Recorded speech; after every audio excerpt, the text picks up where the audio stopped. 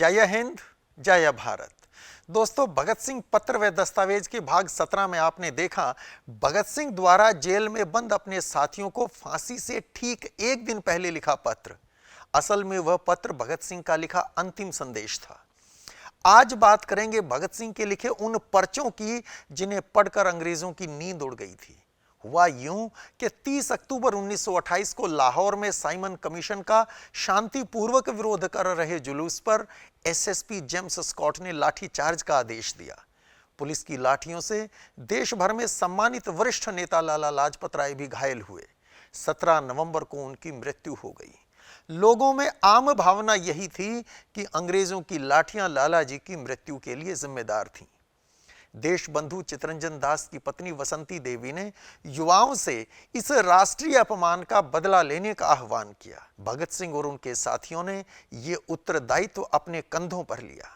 योजना बन गई और 17 दिसंबर 1928 को भगत सिंह, राजगुरु और चंद्रशेखर आजाद लाहौर के एसएसपी जेम्स स्कॉट को मारने के लिए चल पड़े। इरादा था कि स्कॉट को मारने के बाद शहर की दीवारों पर पर्चे भी चिपकाए जाएंगे, जिससे देशवासियों को पता चल सके कि स्कॉट को मारकर क्रांतिकारियों ने लाला जी का बदला ले लिया था। वे पर्चे भगत सिंह ने अपने हाथ से लिखकर तैयार किए थे। उस दिन एसएसपी स्कॉट ऑफिस नहीं आया। जय गोपाल, जिसे स्कॉट को पहचानने का काम मिला था, उसकी गलती से एएसपी जेपी सॉन्डर्स को एसएसपी स्कॉट समझकर मार दिया गया। हालांकि भगत सिंह पहचान गए थे कि वह स्कॉट नहीं था, पर जब तक वे कुछ कर पाते, राजगुरु की एक गोली उसके सीने के पार हो गई थी। वैसे सॉन्डर्स भी कम दोषी नहीं था। स्कॉट के आदेश पर लाला जी की छाती पर लाठियां बरसाने वालों में वो सबसे आगे था। उस घटना के बारे में यदि विस्तार से जानना चाहते हैं तो इसी चैनल की युग दृष्टा भगत सिंह की अमर क्रांति यात्रा के भाग 2 को देखिए, जिसमें उस घटना का आंखों देखा हाल मिलेगा। आज बात करेंगे उन पर्चों की जो सॉन्डर्स वध के बाद लाहौर की दीवारों पर चिपके पाए गए थे। इनमें स्कॉट का नाम काटकर सॉन्डर्स लिख दिया गया था।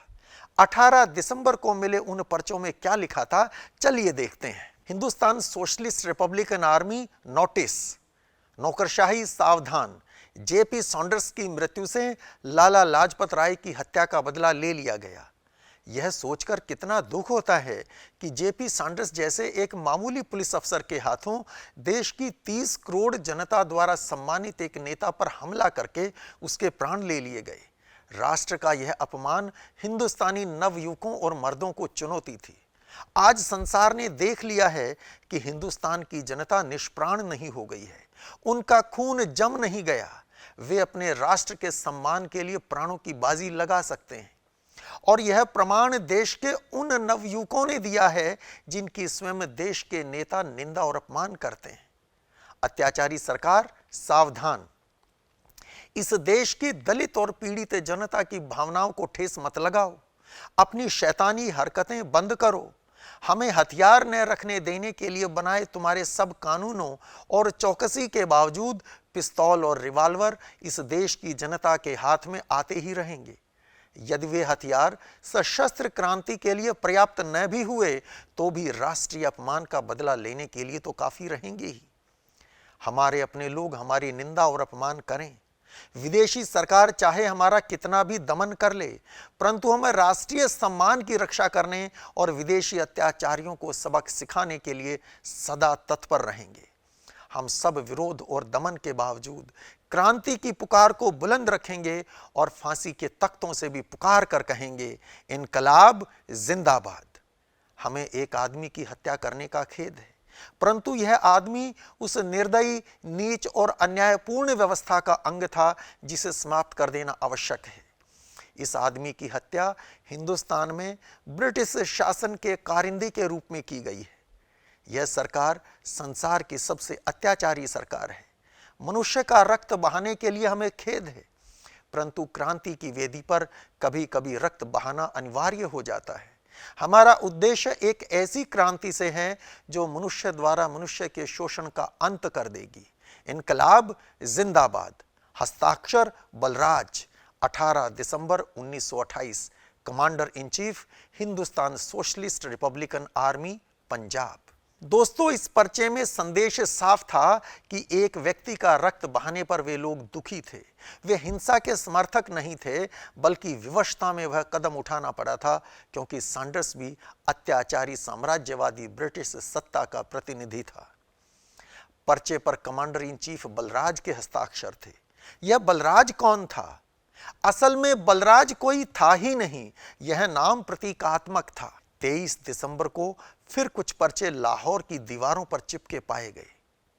देखिए, भगत सिंह 20 दिसंबर को लाहौर से कलकत्ता चले गए थे, लिहाजा संभव है कि ये पर्चे भगत सिंह के चले जाने के बाद तैयार किए हों। तो चलिए देखते हैं इन पर्चों में क्या लिखा था।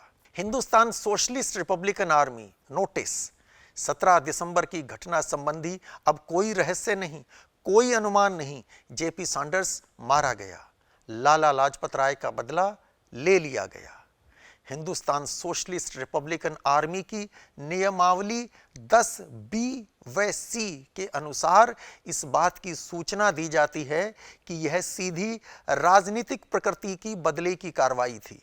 भारत के महान बुजुर्ग लाला लाजपत राय पर किए गए अत्यंत घृणित हमले से उनकी मृत्यु हुई। यह इस देश की राष्ट्रीयता का सबसे बड़ा अपमान था और अब इसका बदला ले लिया गया है।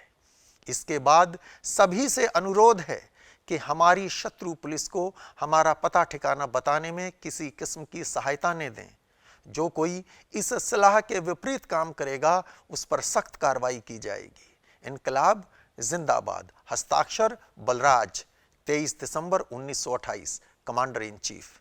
तो दोस्तों, ये थी कहानी उन पर्चों की जो लाहौर में सैंडर्स वध के बाद चिपकाए गए। आपको ये कहानी कैसी लगी कमेंट बॉक्स में लिखकर जरूर बताइए। जय हिंद, जय भारत।